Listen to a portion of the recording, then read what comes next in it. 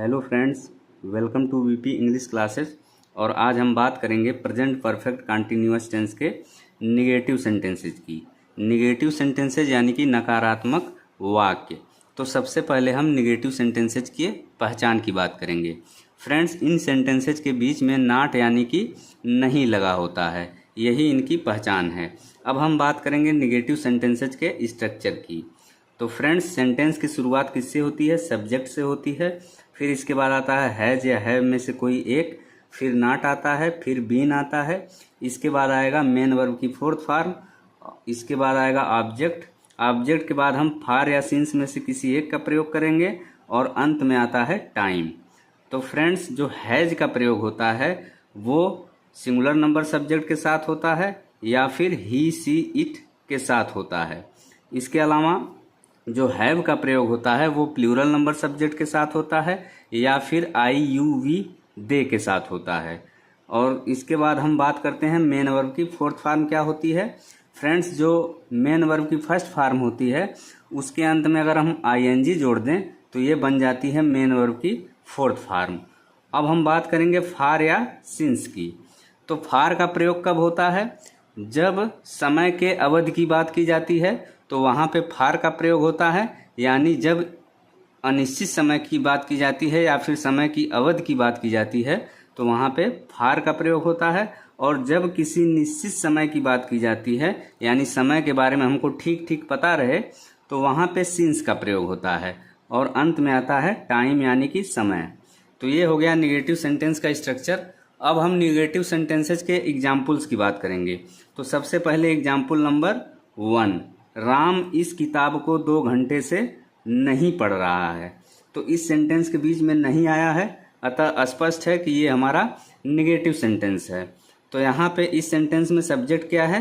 राम है। राम कैसा सब्जेक्ट है? सिंगुलर नंबर सब्जेक्ट है, तो इसलिए राम के साथ हैज का प्रयोग होगा।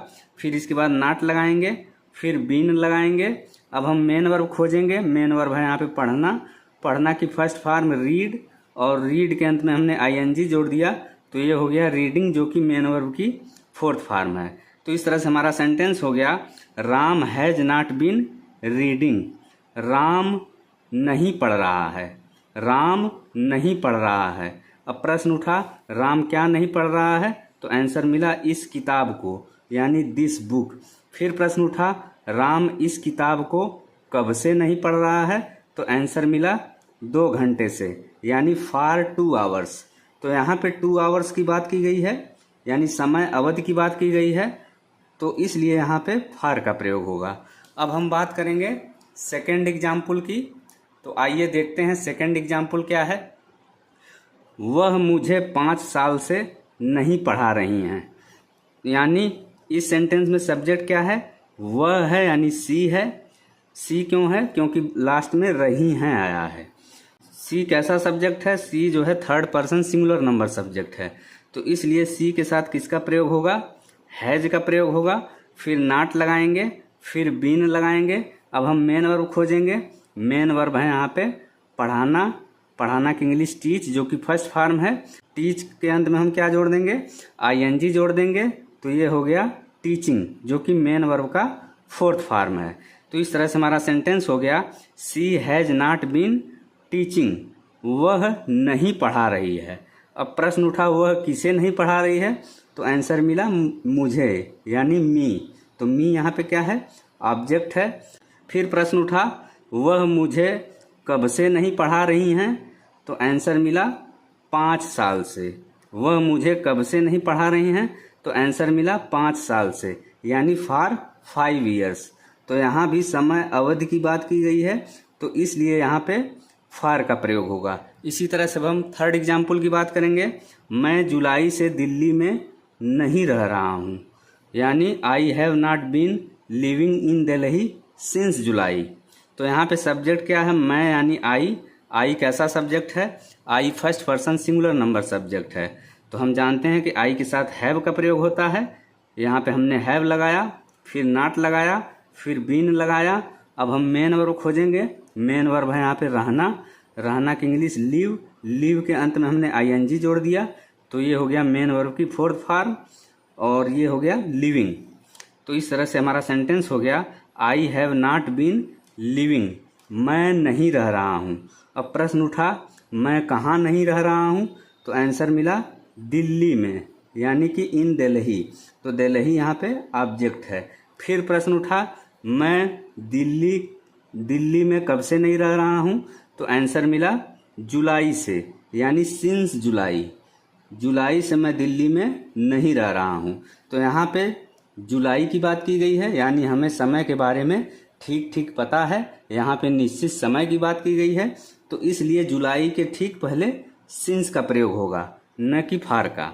अब हम बात करेंगे फोर्थ एग्जाम्पल की। तो आइए देखते हैं फोर्थ एग्जाम्पल क्या है। हम 1 साल से अंग्रेजी नहीं सीख रहे हैं।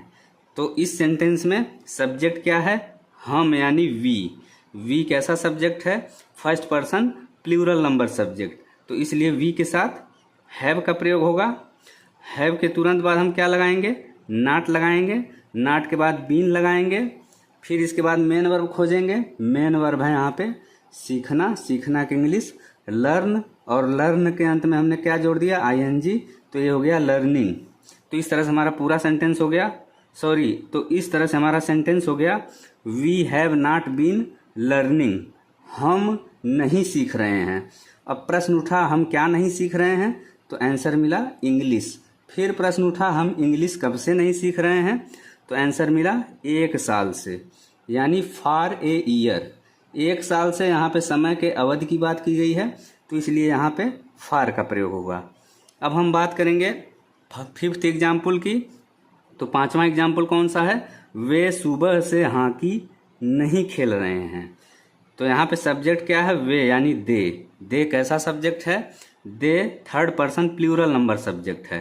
तो दे के तुरंत बाद हैव लगाएंगे, फिर नॉट लगाएंगे, फिर बीन लगाएंगे। अब हम मेन वर्ब खोजेंगे। मेन वर्ब है यहाँ पे खेलना की फर्स्ट फॉर्म प्ले के अंत में हमने आईएनजी जोड़ दिया, तो ये हो गया प्लेइंग।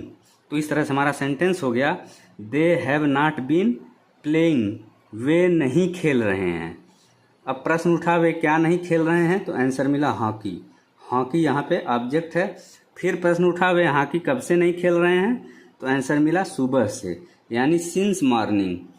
तो यहाँ पे निश्चित समय की बात की गई है, यानी हमें समय के बारे में ठीक ठीक पता है। तो निश्चित समय यहाँ पे मॉर्निंग है, तो इसलिए मॉर्निंग के पहले सिंस का प्रयोग होगा। अगर यही समय निश्चित नहीं होता तो यहाँ पे फार का प्रयोग होता। अब हम बात करेंगे लास्ट एग्जाम्पल की। तो लास्ट एग्जाम्पल क्या है, तुम सुबह 10 बजे से कार नहीं चला रहे हो।